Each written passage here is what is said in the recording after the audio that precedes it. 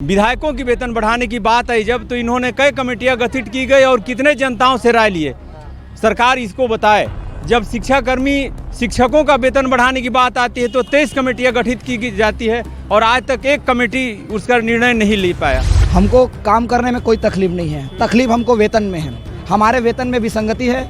जो सरकार आने से पहले कहती थी कि वर्ग 1 और 2 को लाभ और 3 को धोखा, तो ये सरकार भी हमको धोखा दे रही है। और हर बार आश्वासन में वही कहा जाता है कि इस बार का बजट किसानों के लिए है, अगला बजट व्यापारी के लिए, या फिर बोलते हैं कि अगला बजट कर्मचारियों के लिए होगा। लेकिन अभी तक उस मुद्दे पर कभी ना तो कुछ किए हैं, ना ही कोशिश कर रहे हैं। समझ में नहीं आता कि सरकार की नीयत क्या है इसमें।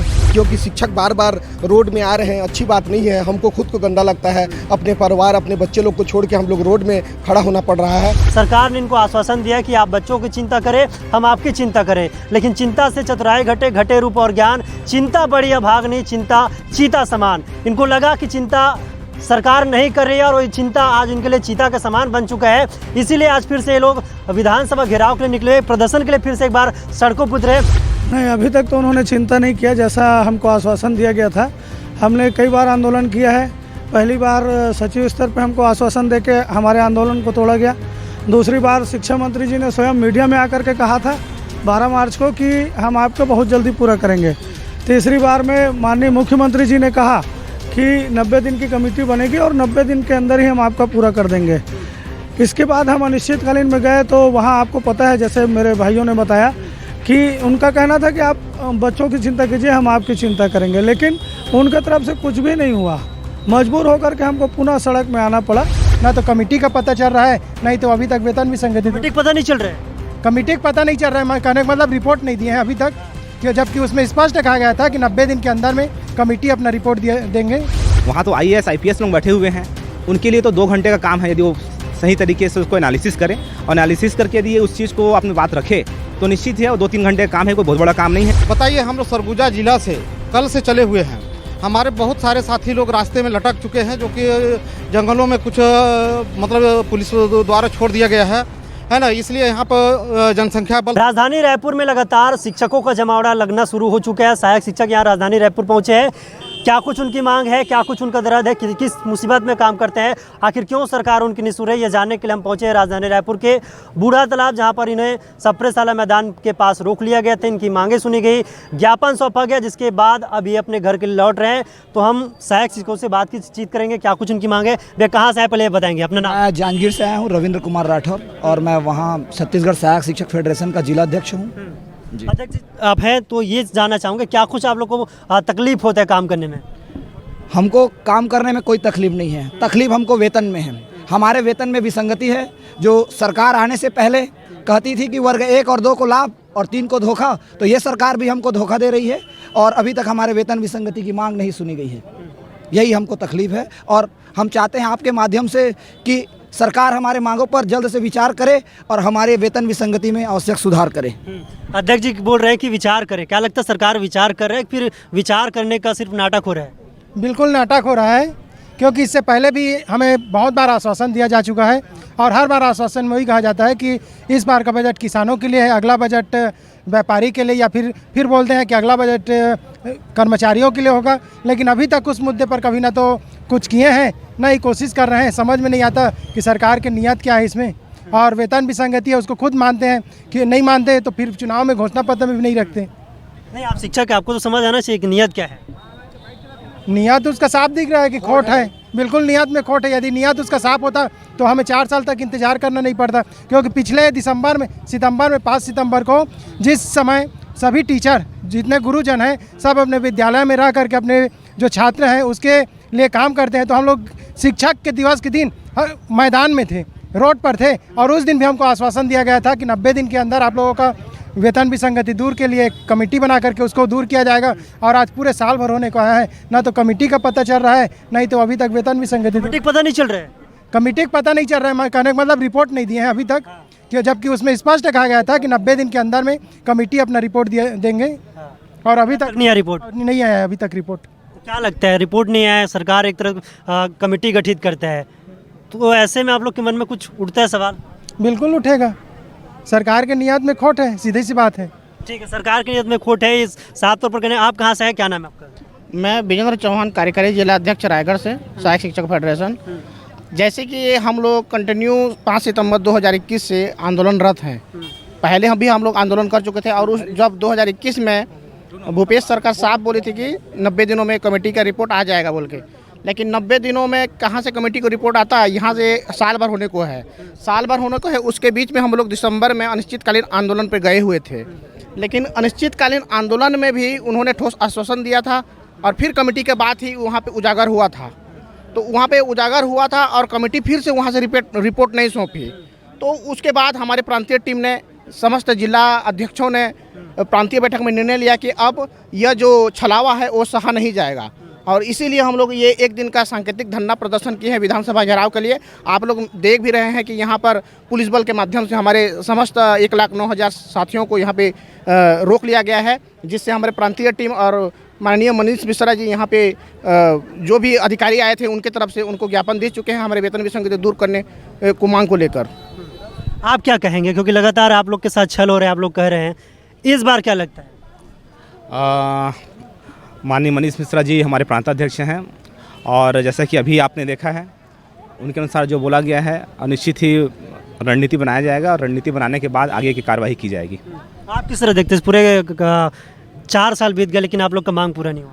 देखिए, मांग तो सभी संगठन कंटिन्यू करते आ रहे हैं और जितने भी संगठन हैं आपने देखा होगा, सभी कम्युनिटी जितने भी जो समूह हैं उनका सिर्फ बस एक ही चीज़ होता है कि एक आपका ग्रुप बना दिया जाता है और उनको खाली एक कमेटी बना दी जाती है और कमेटी बनाने के बाद उसको ठंडे बस्ते में डाल दिया जाता है। निश्चित ही है कि सरकार चाहती नहीं है कि हमारी मांग पूरी हो। यदि वो चाहती तो कमेटी अपना जो मांग है, मुश्किल से 3 महीने का समय मांगा था, यदि 3 महीना यदि हमको समय दे, हम पूरा रिपोर्ट बना के सौंप सकते हैं।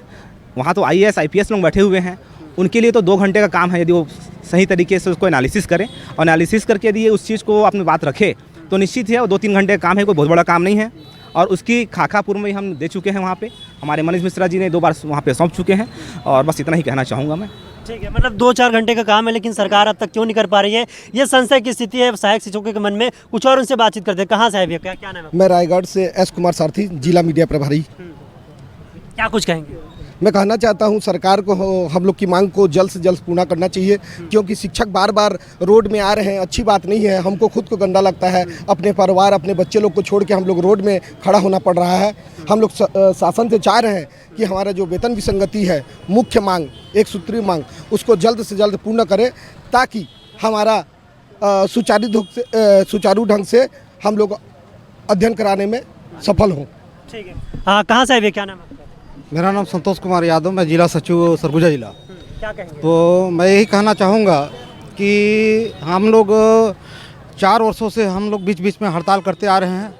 18 दिन का अनिश्चितकालीन हड़ताल भी किए थे और बीच बीच में जो है डेलीगेशन के लिए भी बुलाया गया है और गए, और वहाँ पे हमारे प्रांतीय अध्यक्ष जी गए तो उस समय हमारे प्रांतीय उपाध्यक्ष करके 5-6 लोग गए थे। वहाँ पे उनको ये बोला गया था कि आप बच्चों को चिंता करिए और हम आपकी चिंता करते हैं, आप जाके बच्चों को पढ़ाइए लिखाइए, आपकी चिंता हमको है, हम करेंगे। हम 90 दिन के एक कमेटी गठन कर रहे हैं, 90 दिन में वो रिपोर्ट देगी, है ना।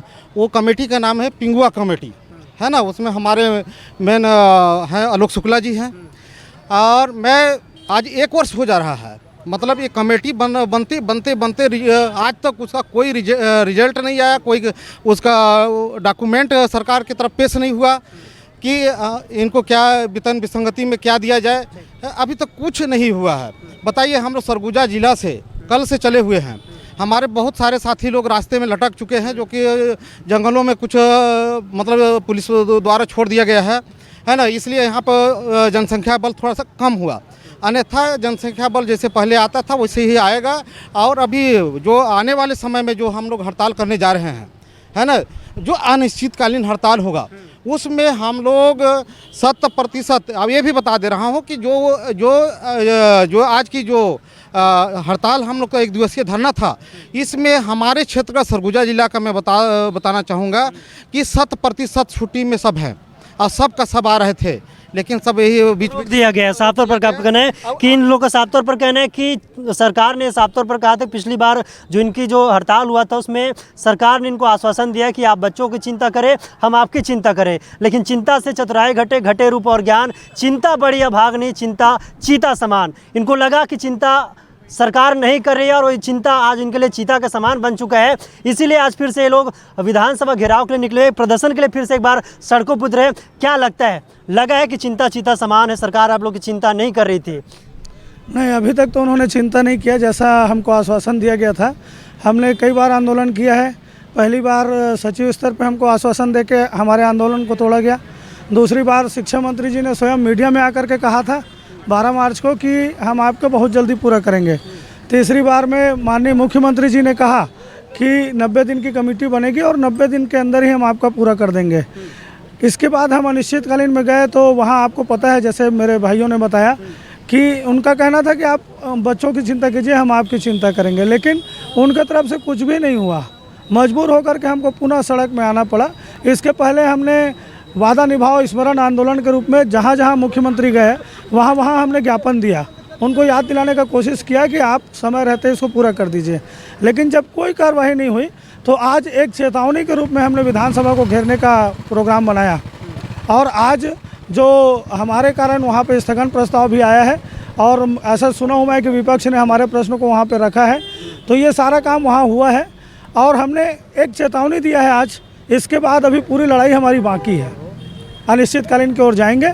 और अभी तो जितना दमन करना था, जितना उनको हमारे भीड़ को रोकने का प्रयास करना था, सारा प्रयास उन्होंने किया है, लेकिन उसके बावजूद आपने देखा कम से कम 20,000 की भीड़ यहाँ पे थी।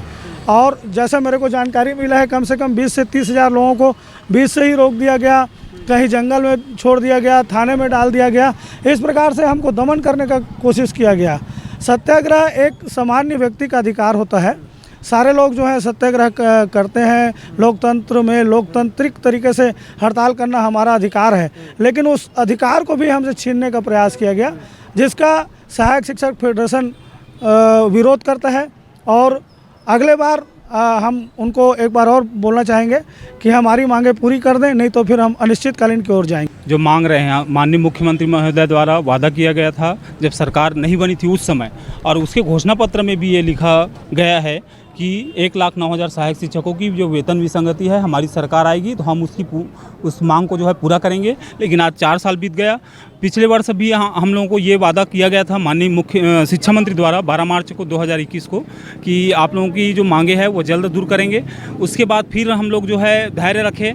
उसके बाद 2-4 महीने बाद फिर हम लोग जो है सांकेतिक आंदोलन के माध्यम से 5 सितंबर को धरना प्रदर्शन रखने वाले थे, लेकिन अचानक सीएम साहब द्वारा 4 सितंबर को हम लोगों को बुला लिया गया फेडरेशन के प्रतिनिधिमंडल को, और उसके बाद जो है एक कमेटी का निर्माण किया गया मुख्यमंत्री महोदय द्वारा, और वो कमेटी बताया गया कि 3 महीने में रिपोर्ट देगी। लेकिन वो जो गया है 11 महीना हो गया, आज तक उसका रिपोर्ट नहीं आया है, जिसके कारण से 1,09,000 सहायक शिक्षकों को नाराजगी है। और आने वाले दिनों में हमारी मांगे अगर पूरी नहीं हो जाती तो उग्र आंदोलन होगा और अनिश्चितकालीन आंदोलन होगा, जिसमें समस्त प्राथमिक शाला जो है तालेबंदी हो जाएगी और ऐसा जो है हम लोग बाध्य हो जाएंगे। मैं तेजलाल साहू, सहायक शिक्षा फेडरेशन अध्यक्ष है।